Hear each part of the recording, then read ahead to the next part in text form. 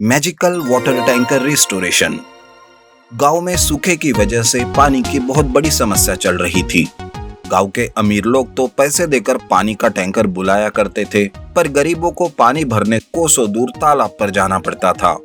एक दिन सीता पानी भरने जा रही थी, तभी उसे एक वाटर टैंकर जमींदार के घर के पास दिखाई देता है। टैंकर का पानी नीचे बह रहा था। ये देख वो अपने मटके से पानी भरने लगती है।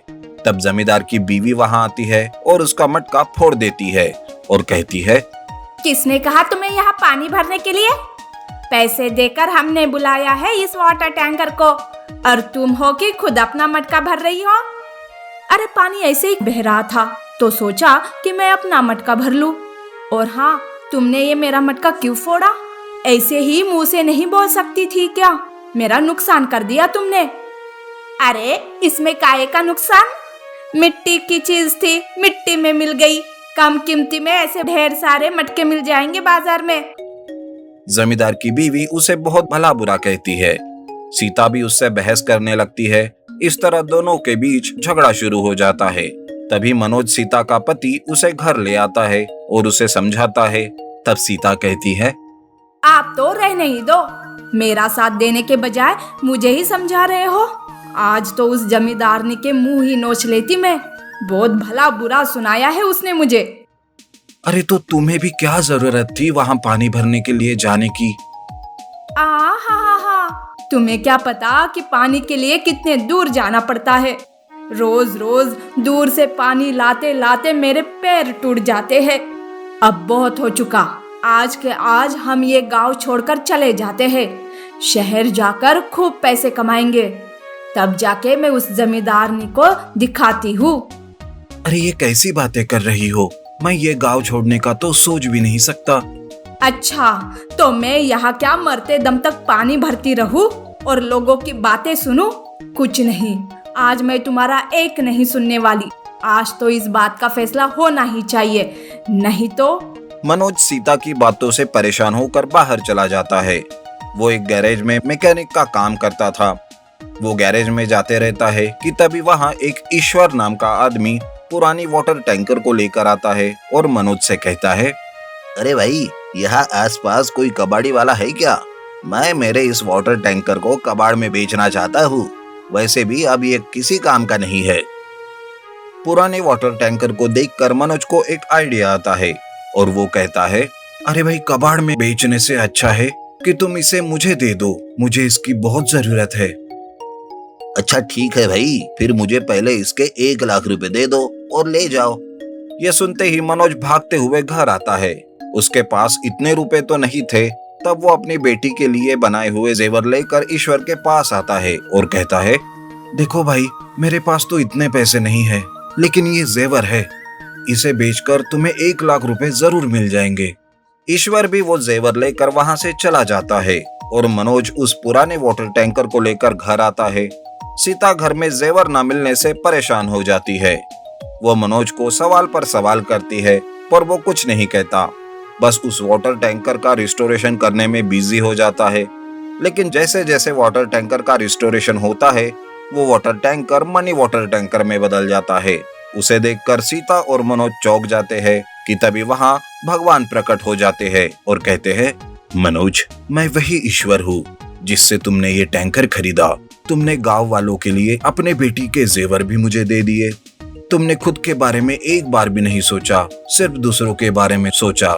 मैं तुमसे बहुत खुश हूँ। इसलिए आज से मैजिकल मनी वाटर टैंकर तुम्हारी और तुम्हारे गांव वालों की मदद करेगा। सीता और मनोज दोनों भी भगवान को प्रणाम करते हैं। भगवान वहां से गायब हो जाते हैं। तब उस वाटर टैंकर से पैसे निकलने लगते हैं। मनोज उन पैसों से सबसे पहले गांव में पानी की सुविधा करवाता है और जो कोई मुसीबत में रहता उसकी वो पैसों से भी मदद करने लगता है। अब गांव वाले मनोज को बहुत मानने लगते हैं। जमींदारनी का भी सर सीता के सामने झुक जाता है। इस तरह से मैजिकल मनी वाटर टैंकर की वजह से मनोज उस गांव का अमीर आदमी बन जाता है। Magical fish. एक गांव के किनारे एक तालाब था। उस तालाब में 2 जादुई मछलियां रहती थी। दोनों एक दूसरे की बहुत खास फ्रेंड थी। जब भी कहीं तैरने जाती, दोनों साथ में ही जाती थी। बचपन से ही दोनों मछलियां बहुत सुंदर, चमकीली और साथ ही रहती थीं। उसी गांव में दो भाई रहते थे। दोनों मछुआरे थे, बड़ा भाई चंदू और छोटा भाई चिट्टी। चंदू बहुत ही लालची था। वो पैसे को लेकर हमेशा बहुत चालाकी करता था। वो दूसरों की कभी मदद नहीं करता था। वहीं चिट्टी दूसरों की बहुत मदद करता था। उसे पैसे का इतना मोह नहीं था। दोनों तालाब में जाकर मछलियां पकड़ते थे और बाजार में जाकर उन्हें बेच दिया करते थे। इसी तरह से वो अपना गुजर बसर कर रहे थे। एक दिन चंदू खूब सारी मछलियां तालाब से लेकर आ ही रहा था कि तभी अचानक उसको एक चमकती हुई मछली नजर आई। चंदू के मन में लालच आई। ओहो, ये तो चमकीली मछली है। जरूर इसमें कोई अलग बात होगी। इसके तो बाजार में बहुत पैसे मिलेंगे। ये सोचकर उसने चमकीली मछली को पकड़ने के लिए जाल बिछाया और वो बेचारी मछली उस जाल में फंस गई। दोनों में से एक मछली जाल में फंसकर चंदू के साथ चली गई और दूसरी मछली नदी में ही रह गई। मेरी दोस्त मुझे छोड़कर चली गई। पता नहीं वो मछुआरा उसके साथ क्या करेगा। अब मैं उसके बिना कैसे रहूंगी। बेचारी मछली रो रो कर उसका बुरा हाल था। तभी दूसरे दिन चिट्टी नदी किनारे मछलियां पकड़ने निकला। मछली ने चिट्टी को देखकर उसे आवाज लगाई, चिट्टी भैया। चिट्टी घबरा गया। उसको लगा मछली कैसे बात कर सकती है।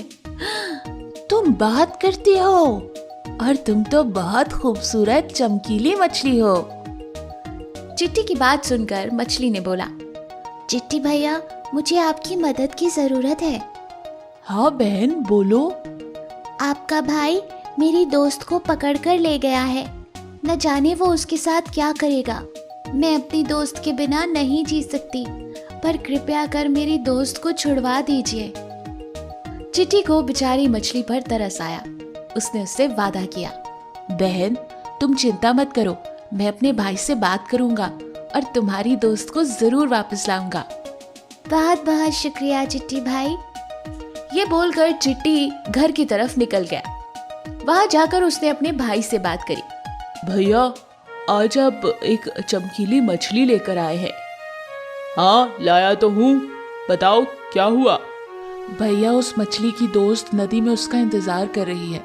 कृपया करके आप उसे छोड़ दीजिए। तुम्हारा दिमाग खराब हो गया है? इतनी कीमती और अनोखी मछली को मैं छोड़ दूं? ये तो हो ही नहीं सकता। इसका बाजार में बहुत दाम मिलेगा। चलो हटो, मैं इसे बेचने जा रहा हूँ। भैया मेरी बात सुनिए, वो दूसरी मछली अपने दोस्त के इंतजार में मर जाएगी। ऐसा मत कीजिए भैया। मुझे इससे क्या, मरती है तो मरे, मैं अपना फायदा देखूंगा।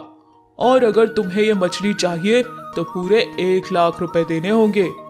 पैसे दे दो और मछली ले जाओ। मैं अपना नुकसान बिल्कुल नहीं करूंगा। बेचारा चिट्टी सोच में पड़ गया। उसके पास इतने पैसे नहीं थे, लेकिन उसने मछली से वादा किया था कि उसकी दोस्त को छुड़वा कर लाएगा। यही सोचकर चिट्टी ने अपना घर गिरवी रख दिया और पैसे लेकर अपने भाई चंदू को देकर उस मछली को छुड़ा लाया। मछली लेकर वो नदी किनारे पहुंचा और उसकी दोस्त को अपनी दोस्त से मिलवा दिया। बहुत बहुत शुक्रिया। अरे बहन, कैसी हो तुम? दोनों मछलियां आपस में मिलकर बहुत खुश हुई और उन लोगों ने चिट्टी का बहुत शुक्रिया अदा किया। उसके बाद वो चिट्टी को अपनी पीठ पर बिठाकर दूर नदी में एक आइलैंड पर ले गए। वो आइलैंड जादुई आइलैंड था। उसमें बहुत सारे हीरे जवाहरात, सोने के सिक्के और बहुत कीमती सामान था। मछली ने चिट्टी से कहा, चिट्टी भैया, आपने हमारी मदद की है। ये पूरा जेवरात आपका। आपको इससे जो ले जाना है वो ले जाइए। मैं जानती हूँ आपने अपने घर को गिरवी रखा है। कृपया करके ये जवाहरात ले लीजिए और अपनी जिंदगी हंसी खुशी बिताइए। उनकी बात सुनकर चिट्टी ने जितना जरूरी था बस उतना ही पैसा और सोना वहां से लिया और वापस मछलियों ने उसे किनारे पर लाकर छोड़ दिया। जब ये बात उसके भाई चंदू को पता चली तो उसने एक तरकीब निकाली। मैं भी जाकर इन मछलियों से खूब सारे पैसे और धन दौलत लेकर आता हूँ। ये सोचकर वो मछलियों के पास गया और झूठ मूठ का नाटक करके रोने लगा। मेरे व्यापार में बहुत नुकसान हुआ है। मेरे छोटे छोटे बच्चे हैं, मैं उनका गुजारा नहीं कर पाऊंगा। मैं मर ही जाऊं तो अच्छा है। हे मछली, मेरी मदद करो। चंदू की बात सुनकर मछली उसे अपनी पीठ पर बिठाकर उसी आइलैंड पर ले गई और वहां उसे छोड़ दिया। चंदू इतना सारा धन दौलत देखकर खुश हो गया और वो सब कुछ बटोरने की कोशिश करने लगा। उसको देखकर मछली समझ गई कि ये झूठ बोल रहा था। मछली ने कहा, चंदू, हम जानते हैं कि तुम नाटक कर रहे थे और तुम्हें पैसों का बहुत लालच है, इसलिए अब हम तुमको यहीं छोड़कर जा रहे हैं। हमारी मर्जी और हमारी मदद के बिना तुम वापस किनारे पर कभी नहीं पहुंच पाओगे। अब तुम यहीं रहो और धन और दौलत ही खाओ, यही तुम्हारे लालच की सजा है। ये बोलकर मछली उसे उसी आइलैंड पर छोड़कर चली आई। बेचारा चंदू मदद के लिए पुकारता रहा, लेकिन कोई उसकी मदद को नहीं आया। लालच करना और दूसरों की मदद ना करना कितनी गलत बात है। अगर आपको हमारी कहानी पसंद आई हो तो हमारे चैनल को लाइक और सब्सक्राइब जरूर कीजिएगा।